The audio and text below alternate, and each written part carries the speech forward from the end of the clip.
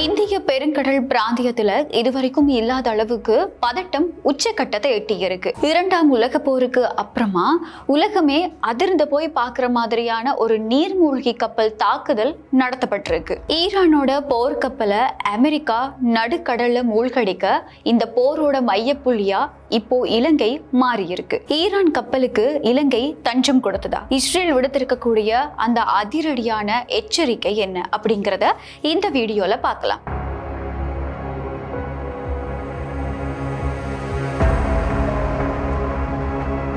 கடந்த 4ஆம் தேதி இலங்கையோட தெற்கு கடற்பரப்பான காலிக்கு பக்கத்துல ஈரான் கடற்படைக்கு சொந்தமான அதிநவீன ஈரிஸ் தினா போர்க்கப்பல் பயணிச்சுக்கிட்டு இருக்கு. அப்போ அமெரிக்காவோட அணுசக்தி நீர்மூழ்கி கப்பல் ஒன்றுல இருந்து மார்க் 48 டோர்பெடோ அப்படிங்கிற ஏவுகணை மூலமா இந்த போர்க்கப்பல் மேல தாக்குதல் நடத்தப்படுது. தாக்குதல் நடந்து கொஞ்ச நேரத்திலேயே இந்த ஈரானோட போர்க்கப்பல் மூழ்கடிக்கப்படுது. 180 வீரர்கள் இருந்த இந்த போர்க்கப்பல்ல இப்போ வரைக்குமே 87 பேரோட சடலங்கள் மீட்கப்பட்டிருக்க நிலையில 32 பேர் படுகாயங்களோட காலி கராப்பிட்டிய வைத்தியசாலையில அனுமதிக்கப்பட்டிருக்காங்க. மிச்சம் இருக்கக்கூடிய 61 பேரோட நிலைமை என்ன அப்படிங்கிறது இப்ப வரைக்கும் ஒரு கேள்விதான். மிச்சம் இருக்கக்கூடிய 61 பேரோட நிலைமை தொடர்பா இப்ப வரைக்கும் எந்த விதமான தகவல்களுமே வெளியாகல. இந்த சம்பவம் இப்போ இலங்கைக்கு நிறைய சவால்களை ஏற்படுத்தி இருக்கு. தாக்குதலுக்குள்ளான இந்த ஈரானிய போர்க்கப்பல்ல இருந்து அவசர உதவி கோரிக்கை கிடைச்ச அப்புறமா இலங்கையோட கடற்படை இந்த மீட்பு பணிகள்ல தீவிரமா ஈடுபட்டு வந்தாங்க.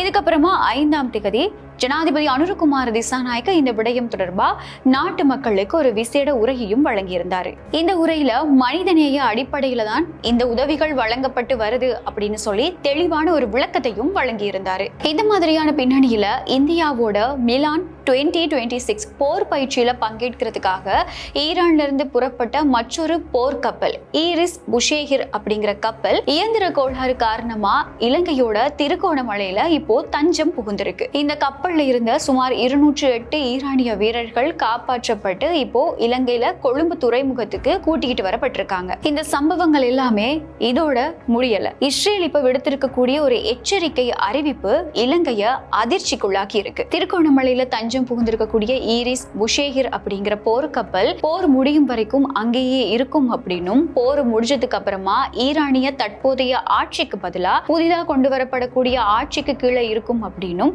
மொசாட் இப்போ தெரிவிச்சிருக்கு. இது ஈரானோட ஆட்சி மாற்றத்தை மேற்குலகம் எதிர்பார்க்குதா அப்படிங்கிற ஒரு கேள்விய பரவலா எழுப்பி இருக்கு. இப்போ வரைக்குமே காலி கடற்பரப்புல மூழ்கின கப்பலோட பகுதிகளை தேடுற பணிகள்ல இலங்கை கடற்படை மும்முரமா ஈடுபட்டிருக்கு. காணாம போன 61 வீரர்களை கண்டுபிடிக்கிறதுக்காக பல கப்பல்கள் சம்பவ இடத்துக்கு அனுப்பப்பட்டிருக்கு. ஈரானுக்கும் அமெரிக்காவுக்கும் இடையிலான இந்த நேரடி மோதல் இலங்கைய ஒரு இக்கட்டான ராஜதந்திர சூழலுக்கு தள்ளி இருக்கு. மத்திய கிழக்குல பற்றி எரிஞ்சுக்கிட்டு இருக்கக்கூடிய இந்த போர் இப்போ இலங்கை வரைக்குமே பரவி இருக்கு. சர்வதேச சக்திகளா இருக்கக்கூடிய அமெரிக்கா மற்றும் ஈரானுக்கு இடையில நடந்துகிட்டு இருக்கக்கூடிய இந்த மோதல் நிலைமையில இலங்கை எப்படி தன்னோட நடுநிலை தன்மையை தக்க வச்சுக்க போகுது அப்படிங்கிறத உலக நாடுகள் எல்லாமே ரொம்பவே அவதானமா பார்த்துக்கிட்டு இருக்கு. ஜனாதிபதி அனுரகுமார திசாநாயக்கவோட அடுத்த கட்ட நடவடிக்கைகளை வச்சுதான் இந்த விடயத்தையும் தீர்மானிக்க முடியும். பொறுத்திருந்து பார்க்கலாம் இலங்கையோட நிலைப்பாடு இந்த விடயத்துல எப்படி இருக்கு அப்படிங்கறது தொடர்பா. மீண்டும் மற்றும் ஒரு காணொளியில் சந்திக்கலாம்.